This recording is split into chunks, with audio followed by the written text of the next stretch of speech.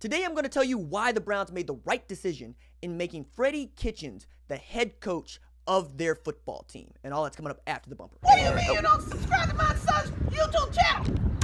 Mama, no! Just snap the damn ball, RJ. What's up, kid folk? It's RJ Young. I am not on a step mill. Consider hitting the like and subscribe button because I upload a video every single day. It's always OU related, college football related, sports related. We have a good time. And today, we're going to talk about why the Cleveland Browns made the right decision in making Freddie Kitchens their head coach in 2019.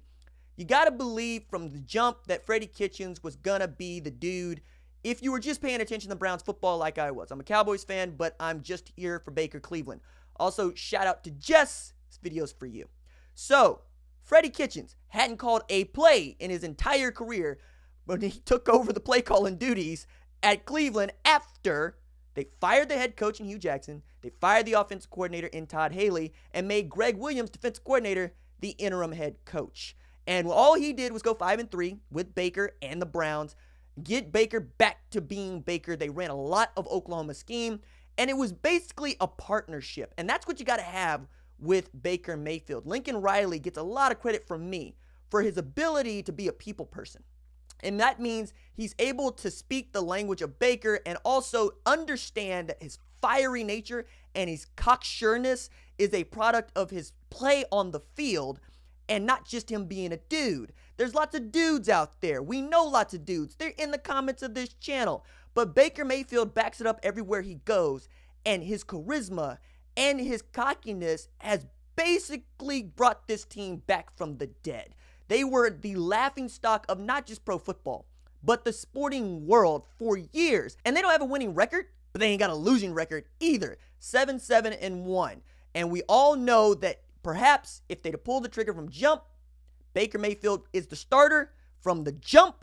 Maybe they're in the playoffs. We'll see. But with Freddie Kitchens, what do you get? You get a guy with a tremendous pedigree in the coaching world. We're talking about a guy that played quarterback at Alabama underneath Gene Stallings, the same Gene Stallings that told Dabo Swinney, I got a grad assistant job for you. Quit your real job. Come work for me. And we all know how that figured out for Dabo Swinney. While Freddie Kitchens is just 44, making him the 9th coach in the NFL who is under the age of 45, a youth movement going on in head coaching, he's got guys in his background that are ridiculous. Bruce Arians, Ken Wisenhunt, Bill Parcells, Nick Saban at LSU, and famously was the quarterback coach for Carson Palmer. And with Palmer, Kitchens kind of started to get some name recognition because Palmer set single season team records for passing yards, touchdowns, and passer rating. And Freddie Kitchens was such a hot name in coaching circles this year that the Browns blocked anybody from interviewing him for the offensive coordinator position at any place. And Bruce Arians went on record saying, look,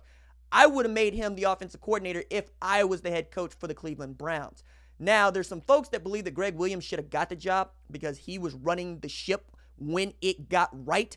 And Greg Williams has turned out to be a pretty great defensive coordinator for the Cleveland Browns. But I understand relieving him of his duties and basically washing your hands of the entire Hugh Jackson regime, save Freddie Kitchens. And the reason I think that Freddie Kitchens is really the guy is because Baker wanted him to be the guy. Not only did the team play better with Freddie Kitchens as the play caller, but Freddie Kitchens is a staunch Baker Mayfield believer. He believes that that dude's not blowing smoke up anybody's rear, and he believes that he can win football games with that guy at quarterback. And it would be one of those things like, what do you want to run? How do you feel? And getting a feel for each other and how each other go about not just play calling, but playing the position of quarterback, I think is paramount when we're talking about what you're going to get from Baker Mayfield. Because if you're not going to be on his side and you're not willing to work with him in a partnership, it ain't going to work well for you. See Cliff Kingsbury. Ultimately, though, there were several candidates that they looked at. None of them I personally liked. I mean, I guess Stefanski was okay. I didn't like the Jim Caldwell interview, but I understand it. I didn't like the Dan Campbell interview, but I understand it. Brian Flores, maybe. Matt Eberflus,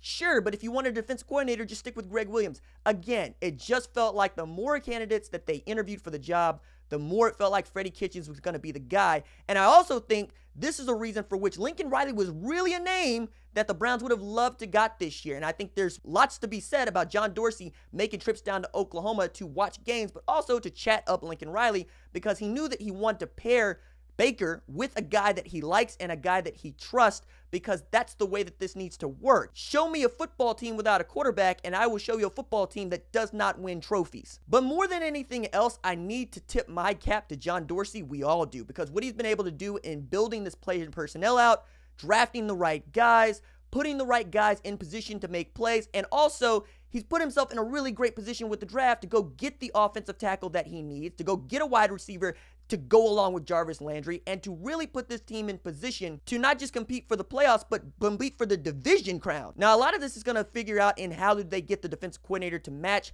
that can keep them on the right track, because again, Greg Williams was a great defensive coordinator, and I think one of the reasons you got to relieve that guy of his duties is you don't want any competing narratives. That's a really awkward position to put Freddie Kitchens in, and I think Greg Williams is up for a head coaching job. If he's not being interviewed for the Jets job, I think he should be interviewed for any other job, and I understand the need to find the next Sean McVay. I understand that everybody likes Lincoln Riley, and I understand that Cliff Kingsbury is a really big deal in the coaching circles. By the way, if Cliff Kingsbury runs authentic air raid, like Hal Mummy, Mike Leach air raid, because RJ is an air raid offense truther, I'm going to pull up a lawn chair and watch Arizona Cardinals football, because I want to see if this works. And I want to see if it works with a guy like Josh Rosen, who didn't run air raid in college. And if it can work with all the wide receivers you have at your disposal, notably Christian Kirk's probably going to get like 150 catches next year.